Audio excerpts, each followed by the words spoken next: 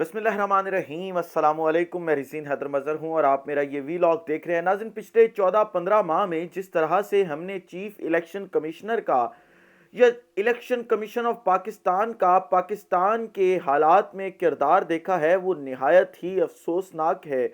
और जिस तरह से एक अदारे ने पूरे मुल्क में तमाशा लगवाया, क्योंकि पिछले साल रिजीम चेंज ऑपरेशन के दौरान जब सुप्रीम कोर्ट ऑफ पाकिस्तान ने ये पूछा था चीफ इलेक्शन कमिश्नर से कि आप क्या इंतखाबात करवा सकते हैं या नहीं, तब भी इंतखाबात तो हो सकते थे 3 माह के वक्त में, लेकिन चीफ इलेक्शन कमिश्नर ने इनकार किया क्योंकि उसके आकाओं का ये हुक्म था कि तुमने इंतखाबात के लिए ना करनी है। उसके बाद हमने देखा कि जिस तरह से चीफ इलेक्शन कमिश्नर ने धांधली से लेकर हर चापलूसी की, इमरान खान के ऊपर मुकदमात देख लें, फॉरेन फंडिंग केस देख लें, हर चीज़ में आप देख लें कि जिस तरह से किरदार अदा किया, और नीचे वाला जो अमला था वो भी उसके साथ बाकायदा तौर पर मुलविस था।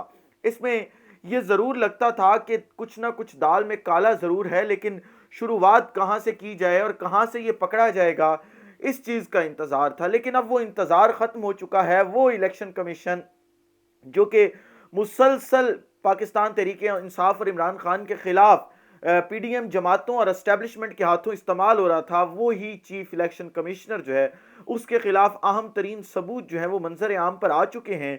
वो इस व्लॉग में आगे जाके आपके सामने रखनी है, मुकम्मल तफसीलात जो इस हवाले से हैं। साथ ही साथ फिर इमरान खान साहब ने भी बड़ा अहम ऐलान कर डाला है, और इमरान खान साहब ने 3 नुकात बताए हैं इस वक्त पाकिस्तान को इस बहरान से निकालने के। वो 3 नुकात क्या है, इस पर भी बात करेंगे। और आखिर पर फिर बात करेंगे कि पाकिस्तान तहरीक इंसाफ की 1 मई की रैली फिर खटाई में पड़ गई है और बड़ी अहम रुकावटें उस रैली के अंदर जो है वो खड़ी कर दी गई हैं। तमाम तर तफसीलात से पहले दरख्वास्त करूंगा कि चैनल को सब्सक्राइब करना मत भूलिएगा, बेल आइकन को भी दबा दीजिएगा ताकि मेरे आने वाली तमाम तर वीडियोज़ आप तक पहुँचती रहें और आपका और मेरा जो ये तस्वीर और आवाज़ की दुनिया का साथ है ये बरकरार रह सके।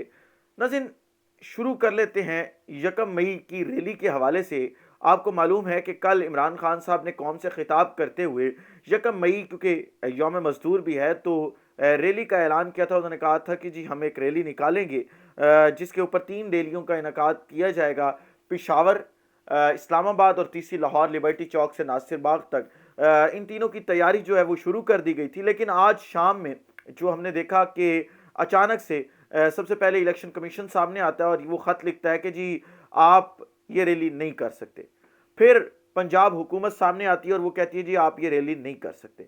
फिर तीसरे नंबर पर विफाकी हुकूमत सामने आती है और वो कहती है जी आप ये रैली नहीं कर सकते। अब वजह पूछी जाती है कि आप रैली क्यों नहीं कर सकते, तो उनके पास इस चीज़ की कोई ठोस वजह नहीं है। इस्लामाबाद पुलिस कहती है जी एक दफ़ा 144 नाफिज है, इस वजह से आप नहीं कर सकते।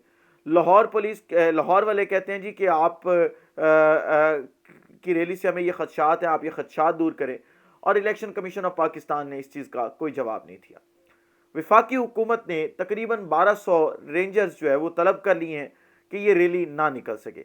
आप खुद देखें कि यौम मजदूर की रैली है, मजदूरों के साथ इजहार यकजहती की रैली है, कहीं पे इंतखाबात की रैली नहीं है।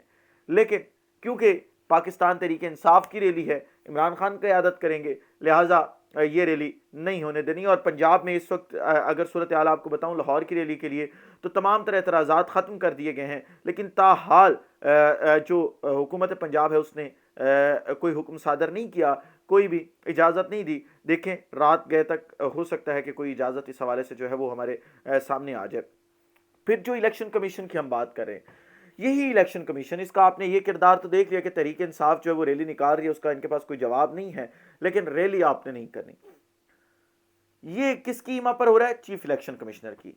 हमने कल एक वीडियो की थी जिसमें मैंने, वो वीडियो भी आप देख सकते हैं चैनल पे जाके, उस वीडियो में वो ख़त मैंने आपके सामने रखा था, जो ख़त फैसलाबाद के इलेक्शन कमिश्नर ने जो है वो लिखा था chief election commission, secretary election commission को, कि आप अपने असासों के बारे में हमें तफसीलात बताएं कि आप जब इस ओहदे पर आए थे तो आपके असासे कितने थे और अब आपके असासे कितने हैं। इस हवाले से मज़ीद कुछ अदारे जो है वो काम कर रहे थे। मैं आपको मुकम्मल अपडेट्स किसी और वीडियो में दूंगा, क्योंकि अभी मुझे रोका गया है कि आपने मुकम्मल तफसीलात सामने नहीं रखनी, अदारों का नाम नहीं सामने रखना, और जिस शख्स ने मुझ तक अपडेट पहुंचाई है उस शख्स का नाम आपके सामने नहीं रख सकता मैं, क्योंकि सहाफ़ती तकाज़े ये कहते हैं कि जो सोर्स हो उसको वाज़े नहीं करना चाहिए।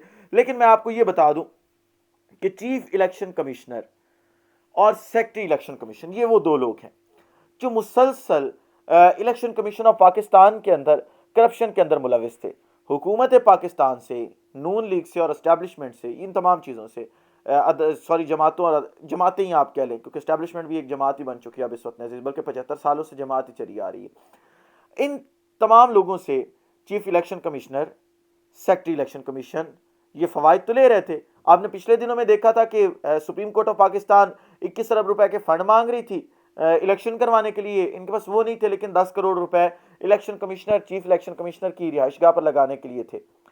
لہٰذا اب یہ فوائد کئی طرح کے ہوتے ہیں، ان سے تو فوائد لے رہے تھے لیکن بطور ادارے کے سربراہ ادارے میں بڑی تعداد میں تعیناتیاں کر رہے تھے یہ لوگ، جس کے اوپر نیچے جو مقابلے کے امتحان دے کے افسران آتے ہیں وہ بڑا آپ کہہ لیں کہ اضطراب کا شکار تھے کہ یہ ہمارے ادارے میں چل کیا رہا ہے. اور انہوں نے اب یہ فیصلہ کیا کہ اب ہم اس کے خلاف آواز اٹھائیں گے اور ہم اس کے اوپر پراپر تحقیقات کریں گے. انہوں نے اپنے طور پر جو تحقیقات کی تو پتہ چلا کہ بڑے پیمانے پر کرپشن ہوئی ہے، تو انہوں نے کچھ اور اداروں کو انوالو کیا اپنے اس پورے کے پورے معاملے میں. جب ان اداروں نے حکومت وقت سے چھپ کر، یعنی آپ خوف دیکھیں حکومت کا، اس حکومت سے چھپ کر انہوں نے تحقیقات کرنا شروع کی، تو معلوم یہ ہوا ہے کہ چیف الیکشن کمشنر اور سیکٹری الیکشن کمیشن کی ملی بھگت سے 120 سے زائد افسران، جس میں افسران بھی ہیں اور سٹاف بھی ہے، ان لوگوں کی بھرتیاں ہوئی ہیں اور ان تمام لوگوں کی جو تعیناتیاں ہوئی ہیں، ان تعیناتیوں کے لیے انہوں نے بڑی تعداد میں پیسے لیے ہیں. ان جو لوگ تھے جن کی تعیناتیاں ہوئی ہیں ان سے، اور بڑے پیمانے پر ادارے کے اندر کرپشن کی گئی ہے. صرف یہ نہیں بلکہ الیکشن کمیشن آف پاکستان کے جو فنڈز تھے، جو حکومت فنڈز جاری کرتی ہے، ان فنڈز کے اندر بڑی تعداد میں جو ہے وہ خرد برد نظر آئی ہے، اور بڑی تعداد میں بڑی مقدار میں جو فنڈز ہیں ان کو آگے پیچھے کیا گیا ہے اور شاید اپنے اکاؤنٹس تک ان کو رسائی جو ہے وہ دی گئی ہے.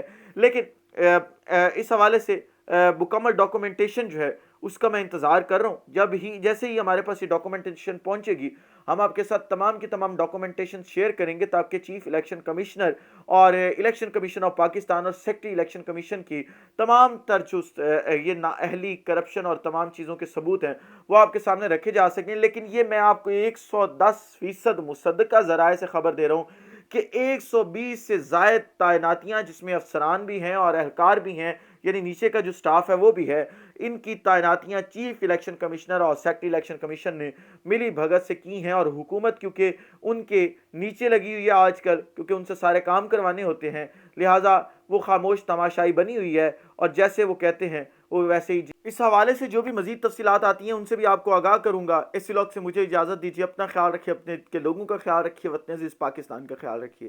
اس وطن عزیز پاکستان کا اور آپ تمام لوگوں کا اللہ حامی و ناصر ہو. پاکستان زندہ